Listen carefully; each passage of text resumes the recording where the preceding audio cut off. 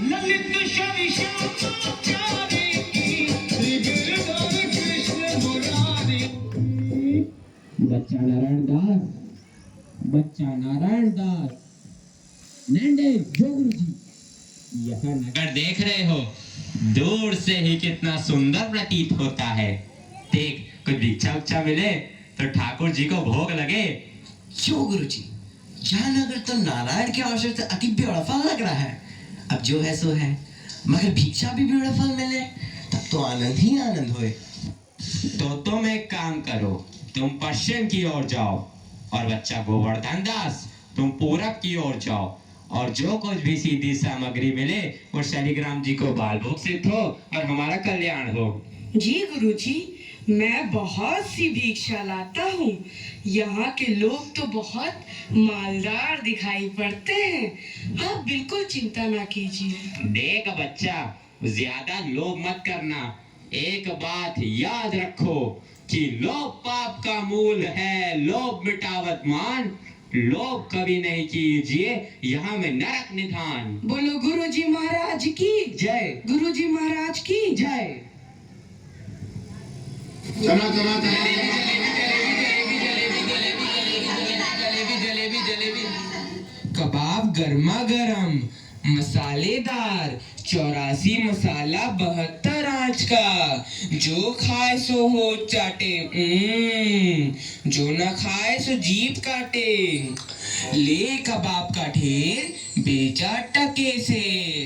गोल गोल से रंग बिरंगे लाया हूँ मैं गुब्बारे, गोल गोल से रंग बिरंगे लाया हूँ मैं गुब्बारे। गुब्बारे लाया हूँ मैं, गुब्बारे लाया हूँ, गुब्बारे लाया हूँ मैं, गुब्बारे लाया हूँ। गुब्बारे का ढेर, बेचा टके सेर।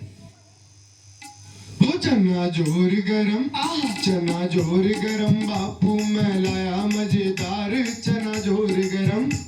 वो चने बनावे खासी राम, जिनकी झोली में दुकान, चन्ना चुरमुर चुरमुर बोले, बापू खाने को मुंह खोले। वो चना जोर गरम, बापू मैं लाया मजेदार चना जोर गरम। वाह वाह, क्यों माई, भाजी कितने से? आलू, प्याज, नेनुआ, मुरई, मिर्चा, साग सब टके से। राशन ले लो टके से। आटा, दाल, लकड़ी, घी, चीनी सब टके से। क्यों भाई बनिए, आटे कितने से? टके से। और चावल? टके से। घी? बाबा जी सब टके से। सब टके से? सचमुच? हाँ महाराज, क्या झूठ बोलूंगा। जलेबियां गर्मा गर्म, घी में गरक, चीनी में तरातक, चाशनी में चबाचब, ले भूर का लड्डू। जो खाए सो पछताए, जो ना खाए वो भी पछताए।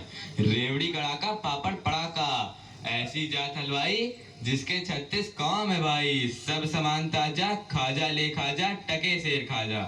क्यों भाई हलवाई, मिठाइयाँ कितने सेर दे? बाबूजी, लडुआ, गुलाब जामुन, जलेबी सब टके सेर। सब टके सेर? सचमुच मस्खरी तो नहीं करते? नहीं बाबूजी, इस नगरी की चाल ही यही है, यहाँ सब सामान टके सेर ही बिकता है। अच्छा, तो इस नगरी का नाम क्या है? अंधेर नगरी। और राजा का? चौपट राजा।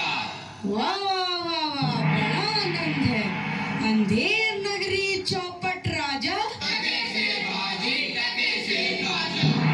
तो बाबूजी, कुछ लेना देना हो तो लो दो। बच्चा भिक्षा मांगकर 7 पैसे लाया था, उसी से 3.5 सेर मिठाई दे दे तो गुरु चेले का भला हो।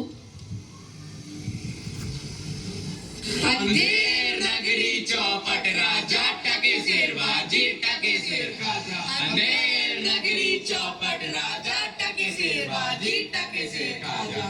राम भजो राम भजो राम भजो राम, राम भजो राम भजो राम भजो राम, राम भजो राम भजो राम भजो राम, राम भजो राम भजो राम भजो राम।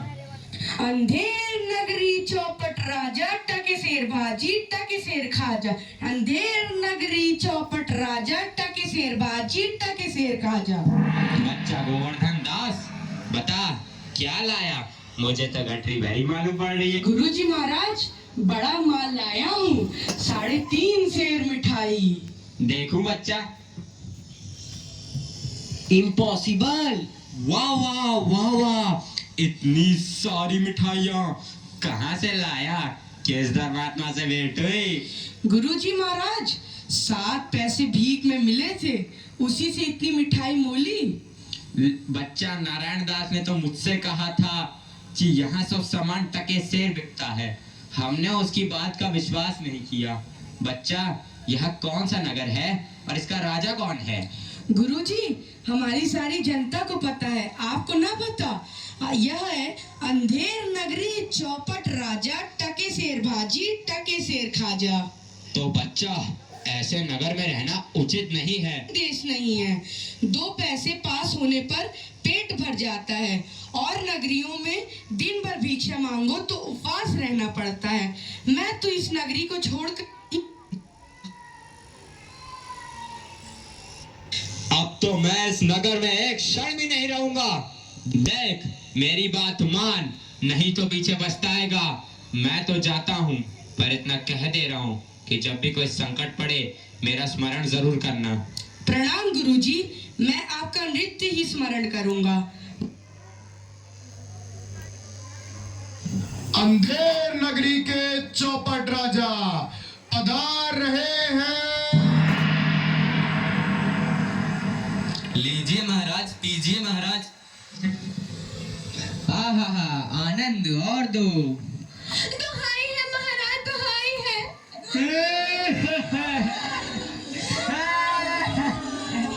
मेरा न्याय हो।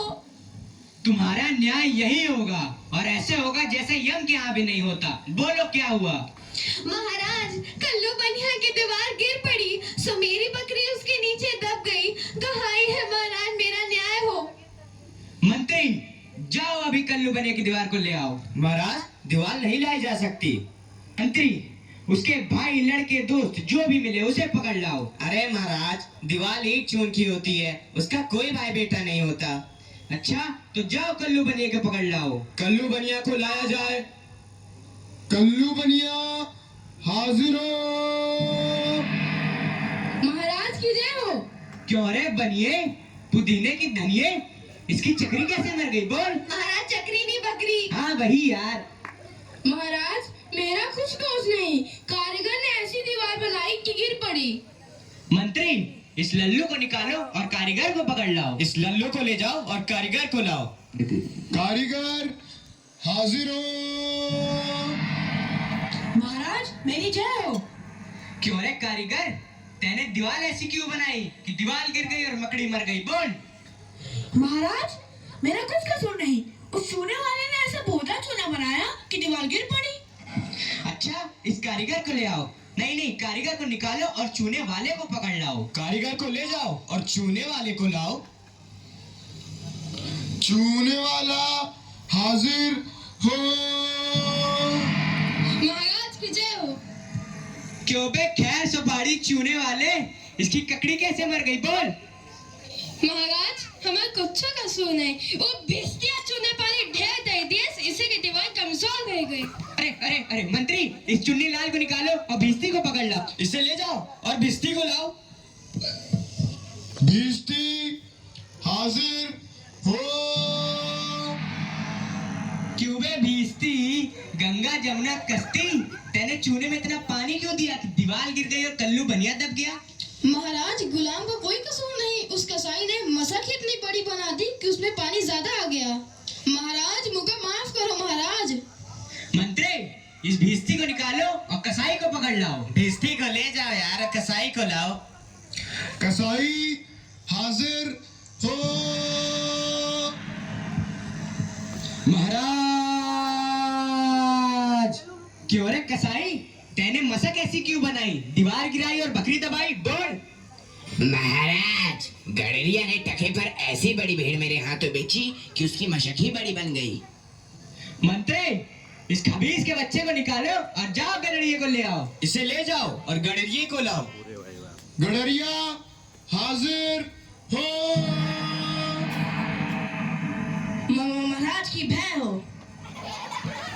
क्यों रे गडरिये, तैने इतनी बड़ी भीड़ क्यों बेची कि दीवार गिर गई और बकरी मर गई? बोल। महाराज, उधर से कोतवाल साहब की सवारी आ गई तो उसको देखने मैंने छोटी बड़ी भेड़ों का ख्याल ही नहीं किया। मेरा कोई कसूर नहीं। मंत्री, इसे निकालो और कोतवाल को अभी पकड़ लाओ। इसे ले जाओ और कोतवाल को लाओ। कोतवाल हाजिर हो। महाराज की जय हो महाराज। क्यों बे कोतवाल, तैने सवारी इतने धूमधाम से क्यों निकाली कि गदड़िए ने गड़बड़ा कर बड़ी भेड़ बेच दी, जिससे बकरी गिर गई और कल्लू बनिया दब गया? मेरा कोई कसूर नहीं, मैं तो शहर के इंतजाम के वास्ते गया था। ये नहीं, तुमने इतने धूम से सवारी क्यों निकाली? क्यों निकाली तुमने सवारी धूम से? महाराज महाराज कुछ नहीं। मंत्री, इस कोतवाल को अभी फांसी पे चढ़ा दो। दरबार बर्खास्त। सैनिकों, इसे फांसी पे चढ़ा दो। नहीं महाराज, या नहीं महाराज।